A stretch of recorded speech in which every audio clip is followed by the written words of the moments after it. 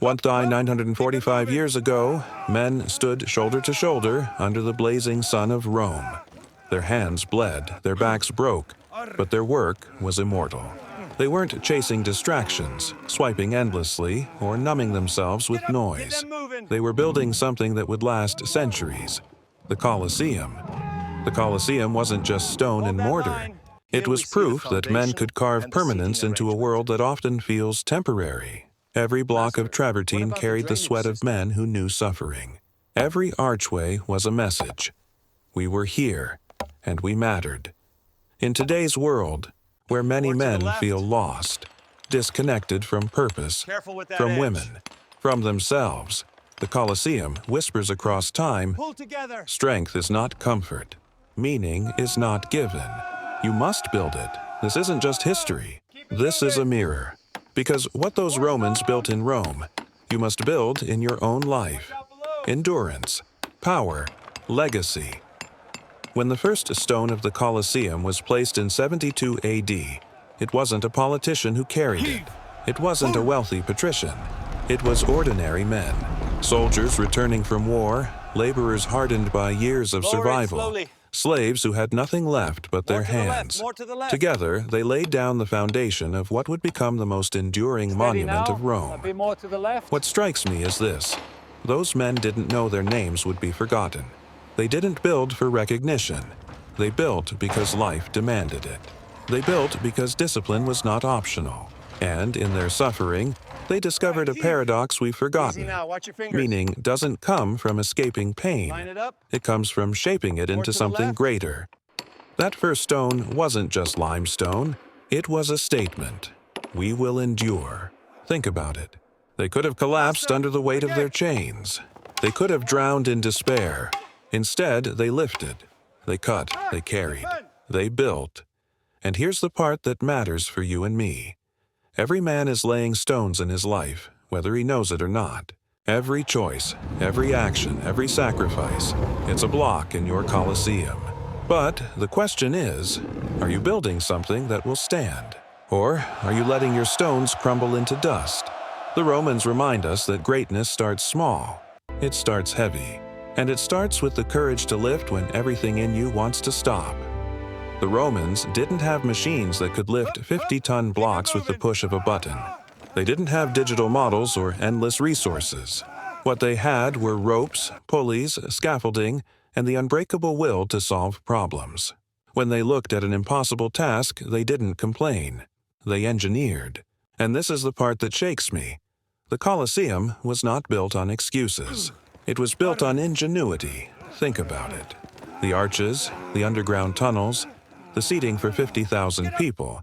This was a structure so advanced, modern stadiums still copy its design. But every solution came from men staring into difficulty and saying, "We will find a way." They didn't wait for the world to hand them tools. They built the tools themselves. Today, too many of us waste time saying, I can't because I don't have enough money. I can't because I don't know where to start. I can't because life is unfair. But the Romans remind us. Those excuses are lies we tell ourselves. Progress doesn't care about your feelings. Greatness doesn't come with a manual. You build the path as you walk it. Every pulley the Romans designed, every crane they assembled, every aqueduct they redirected, it was a testament to human will. The Colosseum still stands not because it was easy, but because men refused to bow to limitation. The lesson is clear. When faced with a wall, you don't stop. You climb, you dig, you invent. Because a man's worth isn't measured by the size of his obstacles. It's measured by how he engineers his way through them. Every stone of the Colosseum carries a hidden cost. Not in money, but in pain. Men blistered their hands on rough limestone, strained their backs under crushing weight, and felt the sting of whips when their pace slowed. Pain wasn't an obstacle. It was the currency of creation. And that is a truth we have forgotten. Today, we're conditioned to run from pain. We see discomfort as failure, as something to medicate, avoid, or escape. But the Romans knew the opposite. Pain was the proof of progress. Every scar was a receipt that said, I have paid my price to build something greater than myself. The Colosseum was born from suffering, but that suffering transformed into permanence. Men didn't collapse under the burden. They carried it, and in carrying it, they became stronger. That's the paradox. Pain either destroys you or builds you. It all depends on how you face it. Look at your own life. The workouts you avoid, the difficult conversations you fear, the heartbreak you run from, those are your stones. You either lift them or they bury you. And here's the harsh truth. Avoiding pain doesn't save you. It only ensures you remain weak. The Romans remind us that to carve legacy, you must bleed for it. You must sweat, endure, and let pain be your teacher. Because the man who embraces suffering is the man who shapes it into strength. And just like the Colosseum, his work will stand when everything else crumbles. When the Colosseum finally opened, it wasn't just stone and marble on display, it was humanity itself. 50,000 men, women, and children filled the seats, roaring like thunder as gladiators stepped into the sand. That arena wasn't just a stage for blood, it was a reflection of life itself. Glory and brutality, triumph and tragedy, victory and death, all unfolding before their eyes. And here's what strikes me. Every man in that arena faced the same truth we face today. The truth that life is an arena. You don't get to watch from the sidelines forever. Eventually, you're thrown into the sand, armed only with what you've trained for, and the crowd, society, women, your peers. They watch to see if you rise or if you break. The gladiator didn't have the luxury of excuses.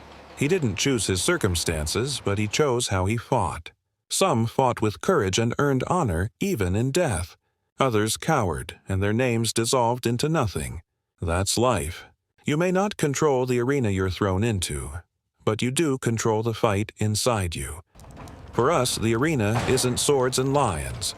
It's careers, relationships, battles with ourselves. Every rejection, every failure, every challenge, it's the crowd testing your will. And the question is simple. Will you step forward, or will you bow your head? The Romans understood that the arena wasn't just entertainment. It was a mirror. And when you understand that your life is that same mirror, you stop waiting for safety. You stop hiding. You fight. Because the sand is where men are broken, or made immortal. The Colosseum wasn't built for comfort. It wasn't designed to make life easier for the men who hauled stone, swung hammers, or bled under the weight of the sun. It was built for something far greater: legacy. Comfort fades. Legacy remains. And that's the difference between men who live small and men who leave their mark. The Romans could have chosen to spend their treasure on luxury alone: palaces, banquets, indulgence, but instead, they poured resources into something that would outlive them all. Why? Because deep down, they understood a truth most of us run from. We're not here just to be comfortable. We're here to be remembered. Every man must face this question. When I am gone, will anything I've built still stand? Too often today, we trade legacy for comfort. We trade discipline for distraction, ambition for cheap pleasure, and purpose for temporary ease. And then we wonder why our lives feel empty. The men who built the Colosseum didn't have soft beds or endless choices, but they had clarity. Their labor would echo. Their suffering would shape something eternal. Their names may be lost to history, but their work still speaks across centuries. That is the power of legacy. It's not about wealth. It's not about status. It's about building something that carries your fingerprints long after you're gone. For the Romans, it was the Colosseum. For you, it might be the family you raise, the business you build, the art you create, the discipline you pass on. Comfort dies with you. Legacy doesn't. And the man who chooses legacy over comfort writes a story the world can't erase. The Colosseum still towers over Rome after nearly 2,000 years. But here's the truth. It isn't just their monument. It's a message to you, because every man is building a Colosseum of his own, whether he realizes it or not. The question is, will yours stand or will it crumble? Your Colosseum isn't made of limestone or arches. It's made of the choices you make daily, the habits you carve into your mornings, the discipline you forge in silence when no one's watching, the relationships you nurture or neglect. Every action is a stone, every sacrifice is mortar, and with time, your structure takes shape. But here's the danger. If you build on weakness, distraction, and excuses, your Colosseum collapses before it's ever finished. Just like the Romans, you must dig deep foundations. Foundations of discipline, strength, and vision. Without them, everything falls. The Colosseum still stands, not because the Romans had it easy, but because they refused to give up. And that's the challenge for you. Stop running from pain. Stop waiting for life to hand you meaning. Start building your body, your discipline, your purpose, your relationships. Those are your stones.